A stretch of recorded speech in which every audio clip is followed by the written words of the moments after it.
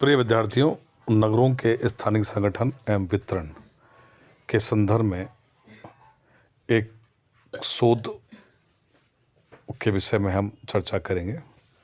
नगरीय सेवा केंद्रों का स्थानिक वितरण प्रतिरूप। मानव निवासों के वितरण एवं प्रतिरूप स्थानीय दिशाओं से अंतर संबंधित होते हैं। विषय संबंधित अध्ययनकर्ताओं के विषय वस्तु रहे हैं, जिनके द्वारा विभिन्न सिद्धांतों, संकल्पनाओं तथा प्रतिदर्शों को जन्म दिया गया। परिणामतः अधिवासों के विश्लेषण करने में सहायता मिलती है। इस संदर्भ में सबसे पहले वानथ्यूनन ने सकेंद्रीय वृत्तखंड की परिकल्पना की, जिसमें नगर केंद्र को केंद्र माना गया। वानथ्यूनन के अनुसार नगर के चारों ओर विस्तृत किसी क्षेत्र में ग्रामीण अधिवासों तथा केंद्रीय नगर उस क्षेत्र में उत्पन्न होने वाले फसलों का एकमात्र बाजार केंद्र हुआ। इस प्रकार उन्होंने विभिन्न नगरों के चारों ओर सकेंद्रीय वृत्तखंडों को उत्तम वितरण माना, परंतु उन्होंने इस बात पर ध्यान नहीं दिया कि यदि केंद्रीय नगर के चारों ओर स्पर्श केंद्र रेखिक केंद्र उत्पन्न हो जाएं, तो उनके मध्य कुछ स्थान रिक्त छूट जाएंगे, जिन्हें किसी भी केंद्र की सेवा प्राप्त नहीं होगी। इस संदर्भ में गाल्पिन ने बताया कि केंद्र स्थल त्रिज्यावृत्त होने चाहिए, रेडियल सर्कुलर सिस्टम में होने चाहिए, जिसमें उच्च कोटि के केंद्रीय स्थलों के सेवा क्षेत्र निम्न कोटि के सेवा क्षेत्र की अपेक्षा बड़े वृत्त खंडों द्वारा प्रदर्शित होंगे।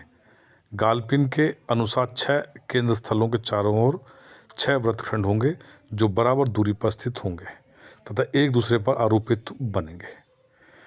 इसी संदर्भ में आगे हम बात करें तो उन्होंने आरोपित क्षेत्र को केंद्र स्थल के मध्य प्रतिस्पर्धित खंड के नाम से संबंधित किया।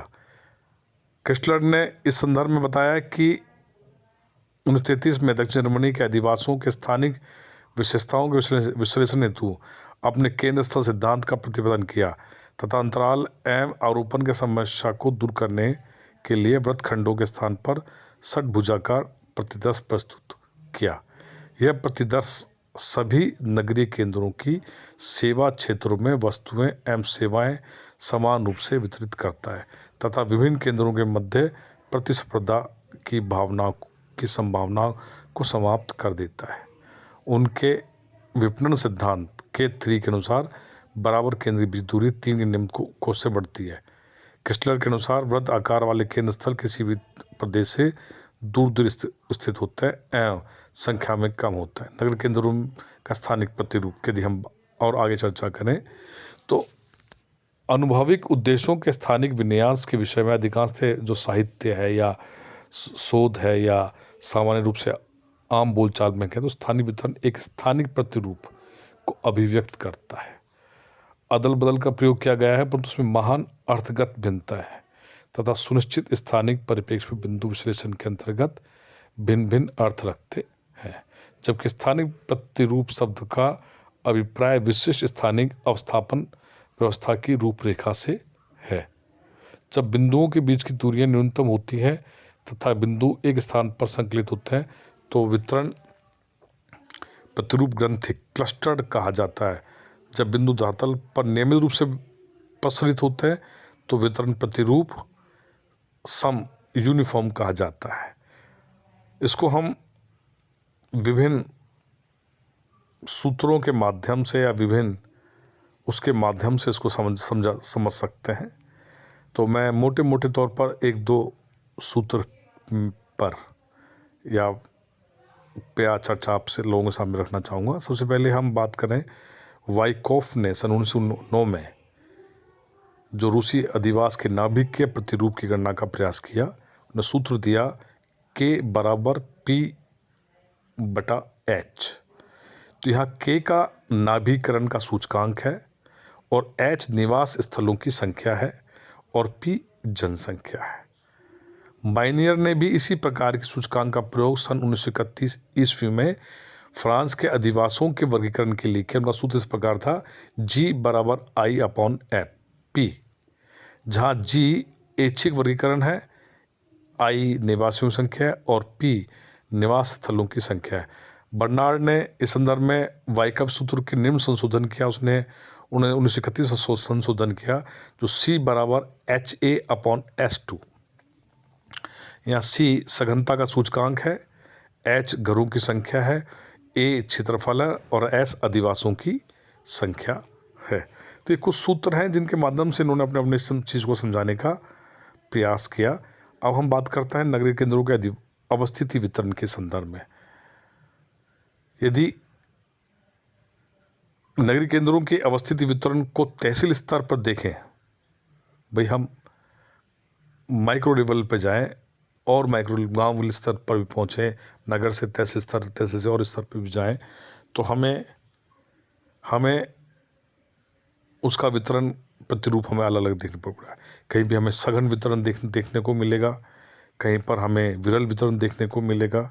तो इस संदर्भ में प्रकीर्णन विश्लेषण के माध्यम से निकटतम पड़ोसी बिंदु विश्लेषण विधि का सर्वप्रथम प्रयोग करने का श्रेय 2 पारिस्थितिक वैज्ञानिक क्लार्क एवं इवांस को जाता है, जिन्होंने इसका प्रयोग सन 1954 ईस्वी में विभिन्न वृक्षों की जातियों के प्रादुर्भाव संबंधित प्रतिरूप मापने के लिए किया। सूत्र दिया Rn बराबर RO/RE, जहाँ Rn निकटतम पड़ोसी स्थिरांक है, RO वास्तविक मध्य दूरी है और RE अपेक्षित, एक ऑब्जर्व है और वास्तविक है, एक्चुअल है, और एक आपकी अपेक्षित है। सूत्र को RO बराबर सिग्मा R/N, जहाँ R निकटतम पड़ोसी दूरियों का योग है, N संपूर्ण नगरीय केंद्रों की संख्या है, को भी हम लोग देख सकते हैं। RE बराबर 1/2 गुणा A, जहाँ D क्षेत्र का घनत्व, गणना निम्नलिखित प्रकार से की गई है। D बराबर संपूर्ण नगरीय केंद्रों की संख्या, जहाँ संपूर्ण क्षेत्रफल। इस विचारधारा की मूलभूत विशेषताओं के कारण अधिवास प्रतिरूप की जो व्याख्या करते हुए भूगोलवेत्ता एवं मानवीय संसार में लाया गया, इस विधि का सर्वप्रथम प्रयोग डेसी एम किंग ने किया। सूत्र था Rn बराबर 0.50 की पावर D और A/N। तो Rn निकटतम पड़ोसी सूचकांक, D निकटतम पड़ोसी नगरीय केंद्रों की औसत दूरी और A संपूर्ण क्षेत्रफल और N कुल नगरीय केंद्रों की संख्या। इस संदर्भ में हम और चर्चा करें तो यादृच्छिक संकल्पना है। यादृच्छिक संकल्पना का अध्ययन निकटतम पड़ोसी विश्लेषण का प्रमुख विषय है। किसी क्षेत्र में बिंदुओं का वितरण अनियमित हो तो उसे यादृच्छिक वितरण कहते हैं, परंतु यह आवश्यक नहीं है कि सभी प्रकार के वितरण यादृच्छिक वितरण ही हों। अतः इसके लिए Rn मूल्य की परख करते हैं, जिसके आधार पर यह ज्ञात हो सके कि किसी भी क्षेत्र में नगरीय केंद्रों का वितरण यादृच्छिक वितरण के से कितना साम्य या विचलन रखता है। तो प्रिय विद्यार्थियों, नगरों का स्थानीय संगठन और वितरण किस प्रकार से काम करता है, उस संदर्भ में हमने चर्चा करी। अगले वीडियो में हम और किसी विषय पर बात आपके सामने रखेंगे। धन्यवाद।